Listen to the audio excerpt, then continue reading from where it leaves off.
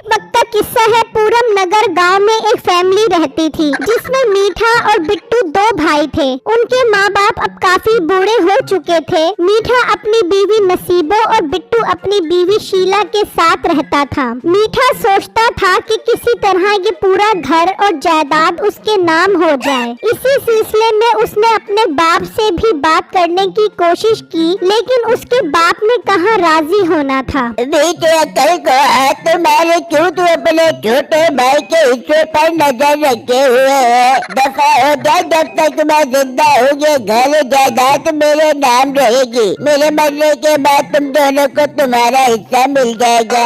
अब तू समझता क्यों नहीं? छोटा भाई कम अकल है, सारा पैसा जायदाद यहाँ वहाँ उड़ा देगा। मैं बड़ा हूँ, अकलमंद हूँ, सब कुछ संभाल लूंगा। तू अकलमंद नहीं लालची है। मैंने कह दिया है तो बस कह दिया है। अब मेरा टाइम जाया मत कर।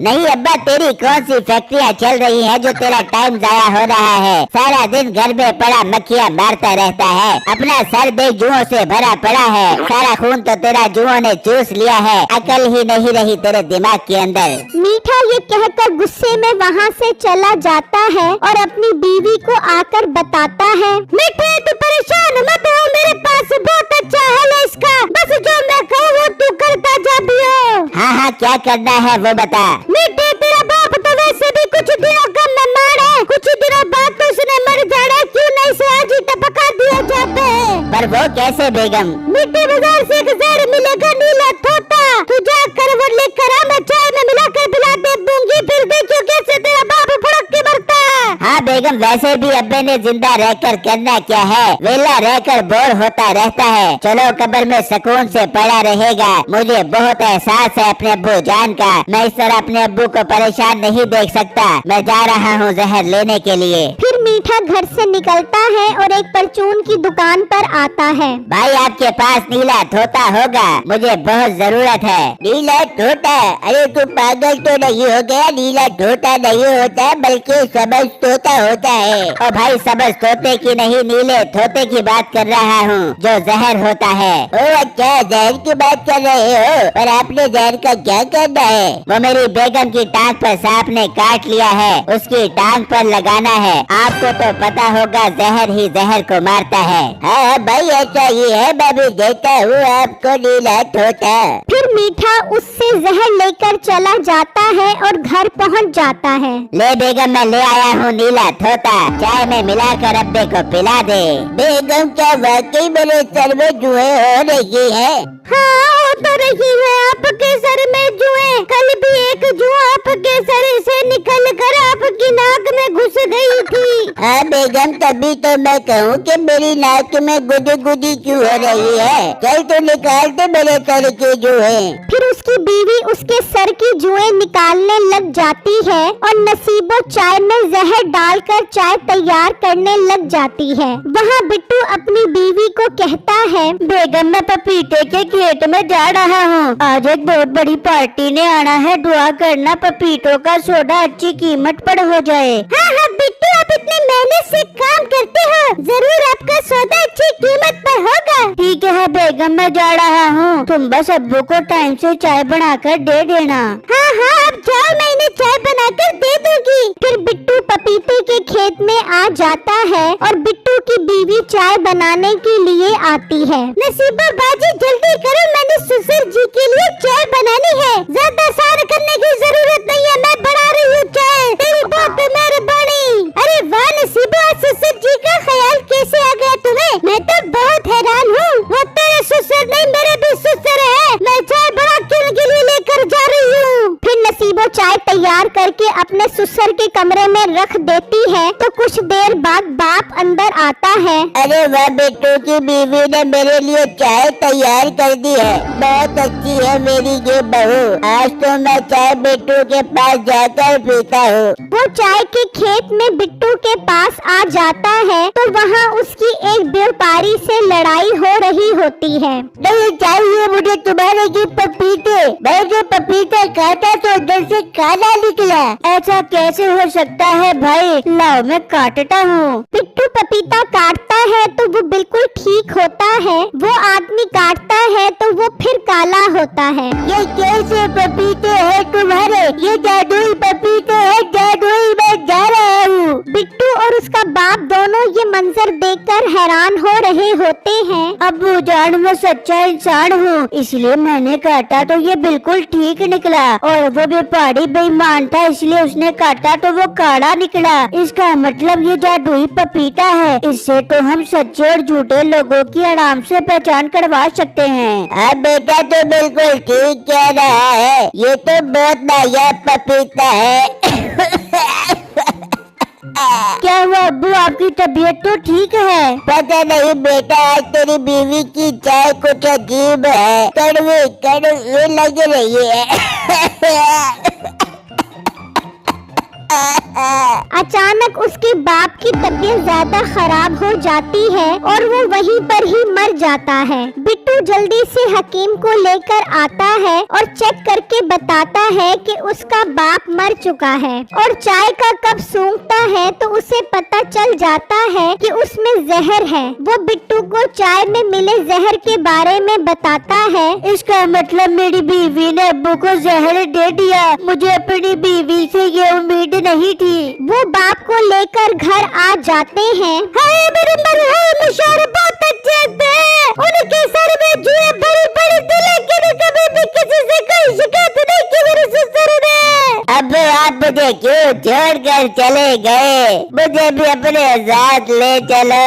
अब मैं कैसे रहूँगा आपके बगैर? मैं जब छोटा होता था तो अब्बू मुँह पर फटा हुआ कच्चा पहनकर मुझे सुपरमैन बनकर दिखा कर हंसाता था। अब मुझे कौन हंसाएगा? हाँ अंकल, बहुत अच्छा थे, हमारे से दूध लेने आते थे और दही भगा कर जाते थे। अंकल आप क्यों चले गए? अब दही कौन बनाएगा? आप सब लोग रोना बंद करो, अब्बू को ले जाने का टाइम हो गया है। नहीं लेकर जा बेटे, नहीं लेकर जा, हम नहीं रह पाएंगे गिर के बगैर। है किसने मेरे ससुर को जहर दे दिया? अरे मेरा अब्बा, ना लेकर जाओ अब्बे को, ना लेकर जाओ, मैं कैसे रहूँगा अब्बे के बगैर? मीठे भाई हौसला करें, अब अब्बू को ले जाना पड़ेगा, आप अम्मी को संभालें। ये मीठा मेरे से जहर लेकर गया था, कहीं इसने तो जहर नहीं दिया अपने बाप को। वो दुकानदार वहाँ से निकलकर उसी हकीम के पास आता है और उससे जहर के बारे में पूछता है। वो उसे बताता है कि उसकी मौत नीले तोते के जहर से हुई है। उस दुकानदार को यकीन हो जाता है कि जहर मीठे ने दिया है। वहाँ वो बाप को दफनाकर फारिग हो जाते हैं। बेगम, तुमने ठीक नहीं किया, तुमने चाय में जहर मिलाकर अब्बू को दिया है। ये आप कैसी बातें कर रही हैं? चाय मैंने नहीं बनाकर दी, चाय तो नसीबों ने बनाकर दी है। ज्यादा झूठ बोलने की जरूरत नहीं है, चाय तू बना रही थी, मुझे पर इल्जाम लगा रही है।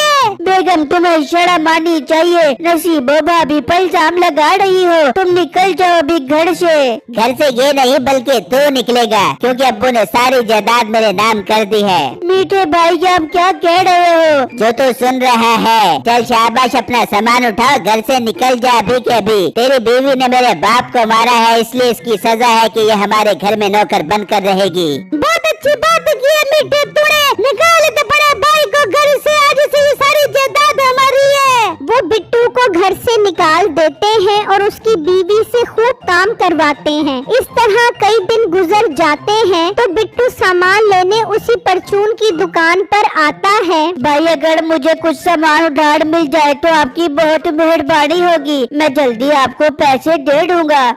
सामान मिल जाएगा, मगर ये तो बताओ कुछ पता लगा कि आपके अब्बू को जहर किसने दिया था? भाई, पता लगाने की क्या जरूरत है, मेरी बीवी चाय बनाती है, उसने ही चाय में जहर मिलाकर अब्बू को दिया है। मैं तुम्हारे भाई मुझसे तो मीठा जहर खरीद कर गया था। क्या कह रहे हो आप? मैं सच कह रहा हूँ, मीठा मुझसे नीला तोता खरीद कर गया था कि मेरी बीवी को सांप ने काटा है, उसके लिए चाहिए।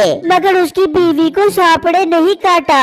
अब वो झूठ बोल कर लेकर गया था। उसी ने ही जायदाद अपने नाम करवाने के लिए अपने बाप को जहर दिया है। भाई इसका मतलब मेरी बीवी बेगुनाह है और असल मुजरिम मीठा है। अब मगर तुम उसको झूठा साबित कैसे करोगे? भाई मेरे पास एक जादुई पपीता है, सच्चा इंसान उसे काटे तो वो बिल्कुल ठीक रहता है और अगर झूठा इंसान उसे काटे तो वो काला हो जाता है। ठीक है, तुम वो पपीता लेकर घर पहुँचो, मैं तुम्हारी मदद करूँगा। नहीं, हम सब तुम्हारी मदद करेंगे। फिर बिट्टू खेत में जाकर एक पपीता उठा लेता है और सब लोग मीठे को बुला लेते हैं। आप लोगों ने मुझे क्यों बुलाया है? मीठे जरूरी काम था इसलिए बुलाया है। बिट्टू पपीता लेकर आने वाला है, तुम्हें कुछ नहीं करना, बस पपीता काटना है। पपीता है या हैप्पी बर्थडे का केक जो मैं काटूं? इतनी देर में बिट्टू भी पहुंच जाता है और वो पपीता टेबल पर रख देता है। चलो बेटे, पपीते को काटो।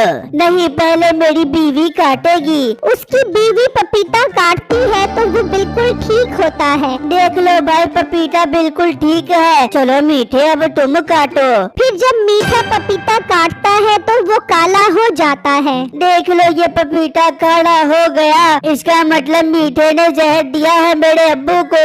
नहीं नहीं, मैंने जहर नहीं दिया। झूठ मत बोल, तू ही मेरे से जहर लेकर गया था, तू झूठा साबित हो गया है। अबे भाई, तू कहाँ से आ गया? सारी बनी बनाई गेम खराब कर दी।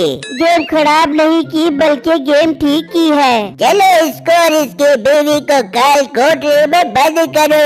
फिर वो उन दोनों को काल कोठरी में बंद कर देते हैं और बिट्टू को सब कुछ वापस मिल जाता है।